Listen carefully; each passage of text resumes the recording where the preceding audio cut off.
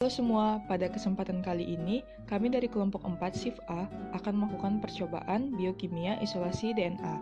Kelompok 4 beranggotakan saya Nahla Akila Fikriya, Anissa Fitriani Nurul Pasya, Anissa Nurrahma, Ernita Sari, Putri Sekar Arum, Cynthia Febianjani, Vio Agista Risanli.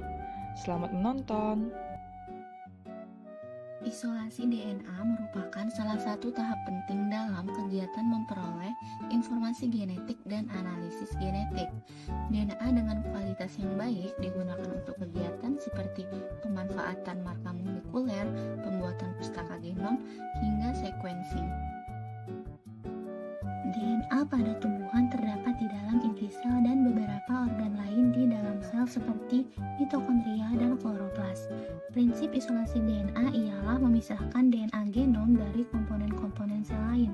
Membran sel dilisiskan dengan menambahkan deterjen atau sabun cuci untuk membebaskan isinya.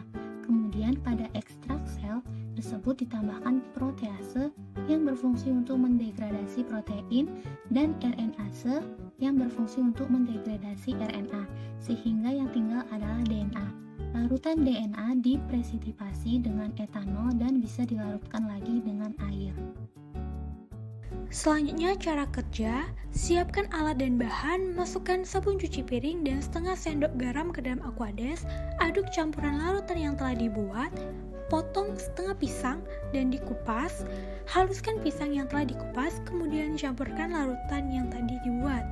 Disaring larutan pisang yang telah dihaluskan dan pisahkan ampas dan sari pisang. Kemudian ambil alkohol secukupnya lalu dimasukkan ke dalam freezer selama kurang lebih 2 jam.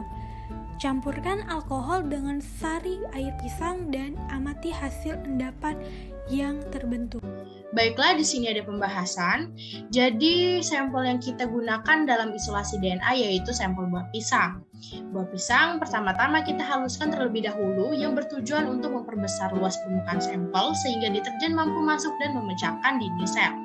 Sampel yang telah halus kita tambahkan garam yang bertujuan untuk menghancurkan atau memecahkan dinding sel dengan cara mengikat fosfat yang termasuk bagian dari basa nitrogen dari DNA sehingga memecahkan dinding sel pisang.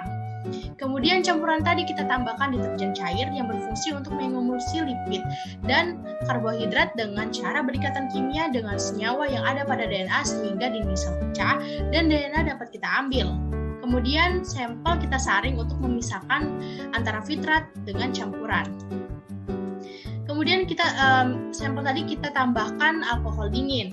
Jadi tujuannya untuk mengendapkan DNA. Alkohol yang kita gunakan sebelumnya sudah kita didinginkan ke dalam freezer selama 2 jam. Hal ini bertujuan untuk menghambat denaturasi. Semakin dingin alkohol yang kita gunakan, maka persipitasi DNA akan jauh lebih sempurna karena pergerakan molekul dalam larutan menjadi lebih lambat akibat pengurangan energi kinetik alkohol pada lapisan atas sampel sehingga terjadi persipitasi DNA. Di antara kedua larutan ditandai dengan adanya benang-benang halus yaitu DNA.